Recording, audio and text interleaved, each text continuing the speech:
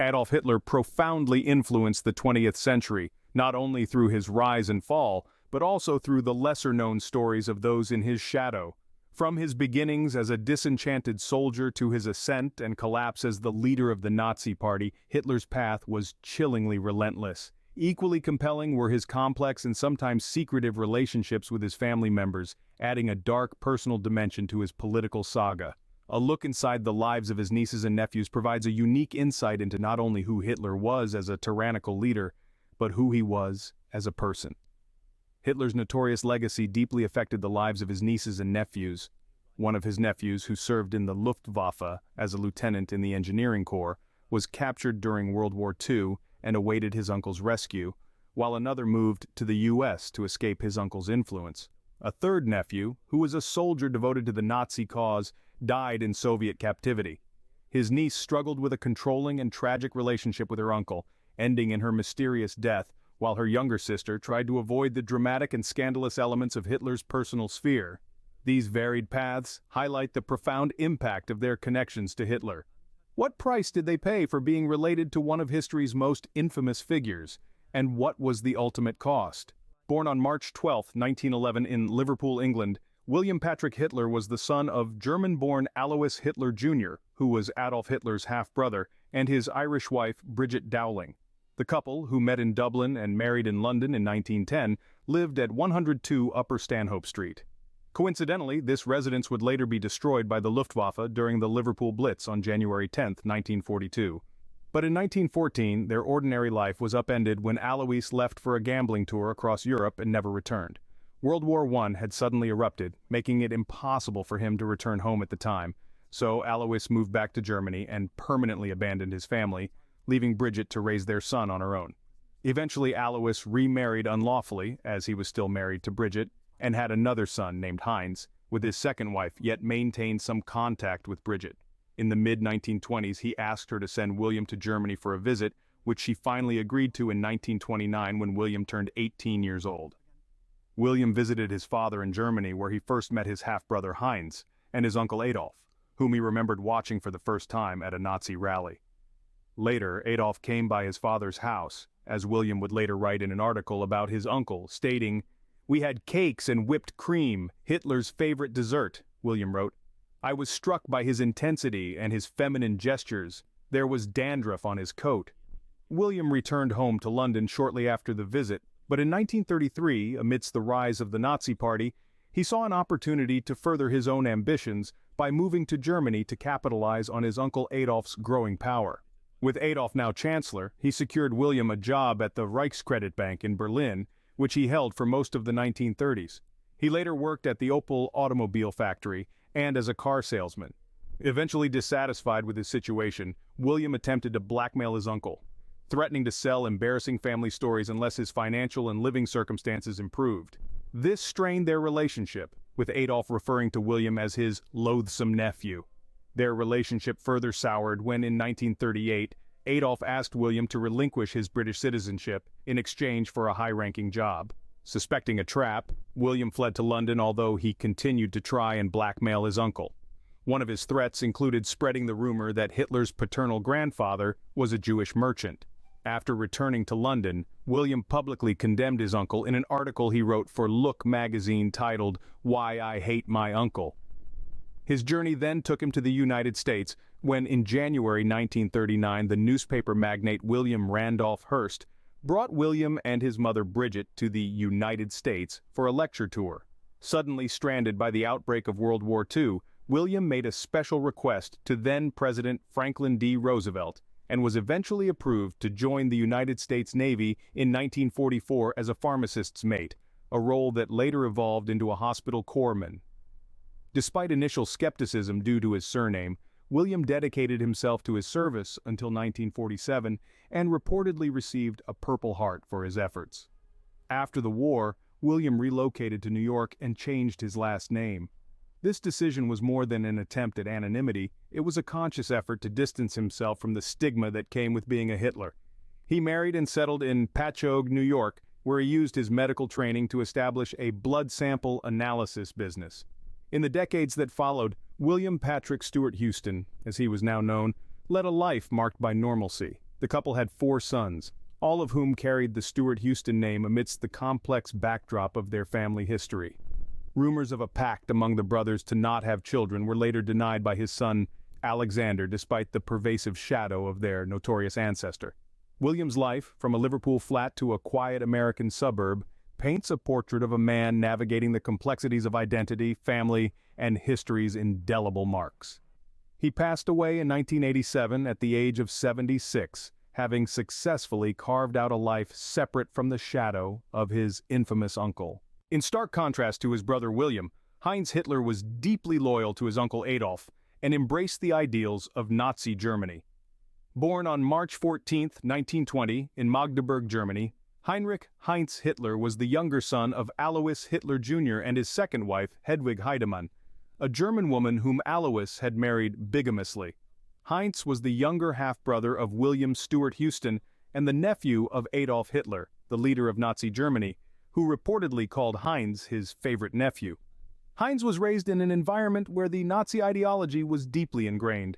From a young age, he was exposed to the core tenets of National Socialism, and like many of his contemporaries, he was swept up in the fervor of the Hitler Youth movement. As a member of the Hitler Youth, Heinz found himself immersed in a world where loyalty to the Führer, who was his very own uncle, was paramount. Heinz was a strong supporter of the Nazis. He attended an elite Nazi boarding school, and when World War II began, he joined the Wehrmacht, which was the unified armed forces of Nazi Germany. This period of his life, doused in the intoxicating brew of nationalism and propaganda, set the stage for his future military service in the Wehrmacht. Heinz's commitment to his uncle's cause was unwavering. As a soldier in the Wehrmacht, he served with a steadfastness that was emblematic of his deep-rooted belief in Nazi ideals. His military career, however, was a brief one. Fate had a cruel twist in store for the young soldier, a twist that would prematurely extinguish his life. In the throes of the Second World War, Heinz found himself in the grip of the Soviet forces. His capture by the enemy marked the beginning of a harrowing journey that would ultimately lead to his tragic end. The exact circumstances of his captivity remain shrouded in mystery, but what is known is that aspiring to become an officer, Heinz became a signal sub-officer with the 23rd Potsdamer Artillery Regiment in 1941. He was sent to serve on the Eastern Front, participating in the invasion of the Soviet Union, known as Operation Barbarossa. On the 10th of January 1942, he was ordered to collect radio equipment from an army post and was captured by Soviet forces. After his capture, Heinz was held in a Soviet prison camp. Conditions in these camps were notoriously harsh, and prisoners often faced extreme deprivation, forced labor, and brutal treatment. Heinz's situation was particularly precarious due to his relation to Adolf Hitler. According to historical accounts, Heinz was interrogated and tortured by Soviet forces seeking information about his uncle and the Nazi regime. Heinz died while still in Soviet hands at the Butyrka military prison in Moscow. His exact date of death is uncertain, but it is widely believed that he died in captivity in February of 1942, not long after his capture. The exact circumstances of his death remain unclear, but it is commonly accepted that the harsh conditions and brutal treatment in the Soviet prison camp contributed to his demise. His life snuffed out in the very war his uncle had ignited. His journey from a Hitler Youth member to a soldier in the Wehrmacht and finally to a prisoner of war paints a grim picture of the brutalities of war and the devastating consequences of blind allegiance. Heinz's story, like that of his brother and cousin, serves as a stark reminder of the shadow of infamy that loomed large over the lives of Hitler's nephews, a shadow from which they could never truly escape.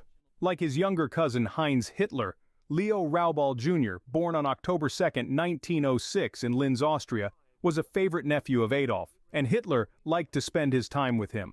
Closer to the heart of the Hitler family, Leo was the son of Adolf Hitler's half-sister Angela, and his father Leo Raubal Sr. Born in Austria, Leo was in a unique position within the Hitler family. His mother Angela served as Hitler's housekeeper at his mountain retreat, the Berghof, placing Leo in close proximity to his notorious uncle. Leo's relationship with Hitler was complex. On one hand, Hitler held a certain fondness for his nephew, often seen in photographs with him during his youth. Yet, on the other hand, Leo was part of a world that was increasingly consumed by his uncle's ambition and ideology. Before the war, Leo became a manager of the Linz steelworks. As World War II broke out, Leo found himself serving in the Luftwaffe, as he was drafted into the German Air Force in October 1939 and was a lieutenant in the Engineering Corps. This was a time of turmoil and upheaval for Germany and for Leo personally. His service in the Luftwaffe was not a choice born out of ideological commitment, but rather an obligation imposed by the circumstances of his birth. Leo looked similar to Adolf Hitler, and sometimes served as Hitler's double during the war. He was injured in January 1943 during the Battle of Stalingrad. Hitler was asked for a plane to evacuate Leo to Germany, but he refused, and Leo was captured by the Soviet forces on January 31, 1943. His capture set in motion a series of events that would test Hitler's familial loyalties. It is said that Hitler gave orders to examine the possibility of a prisoner exchange with the Soviets for Stalin's son Yakov Djugashvili, who had been captured by the Germans on the 16th of July 1941. Stalin refused any exchange for his son, famously saying, "War is war." Leo's time as a prisoner was not easy. Even in captivity, the shadow of his uncle loomed over him. His family connections, a burden in normal times, became a potential death sentence in the hands of his captors. Raubal was detained in Moscow's jails and was not released by the Soviets until September 28, 1955, and then returned to Austria. Stalin's son Yakov was not as lucky, however, dying in a Nazi concentration camp in 1943. Following the end of the war and his release from captivity, Leo returned to a world that had been fundamentally reshaped by his uncle's actions. The name Hitler, once associated with a family, was now synonymous with one of the darkest periods in human history. Leo chose to live a discreet life, seldom discussing his relationship with Hitler. His choice of discretion was perhaps a means of distancing himself from the legacy of his uncle. In the following years he worked as a teacher, a job that allowed him a semblance of normalcy amidst the tumultuous post-war years. Yet, even in his professional life, his bloodline was a constant reminder of his familial ties. Leo died at the age of 70 during a vacation in Spain. He was buried on the 7th of September 1977 in Linz, Austria, having lived a life that was marked more by his uncle's infamy than by his own actions. Adolf Hitler's complex family dynamics also extended to his two nieces, Jelly and her younger sister Elfriede Raubal. Angela Maria Jelly Raubal, Adolf Hitler's niece, lived a life marked by intense personal scandal and tragedy. Born on June 4, 1908, Jelly, like her brother Leo Jr. and sister Elfriede, was the child of Hitler's half-sister, Angela Raubal, and her husband Leo Raubal Sr. From the mid-1920s, she was a significant part of Hitler's life, later moving into his Munich apartment in 1929. Referring to him as Uncle Alf and Alfie, Jelly's relationship with Hitler was complex and highly controversial. Descriptions of their bond range from deeply possessive to potentially romantic, though the true nature of their relationship remains unclear. Hitler became increasingly controlling, forbidding her from pursuing relationships and curtailing her freedom.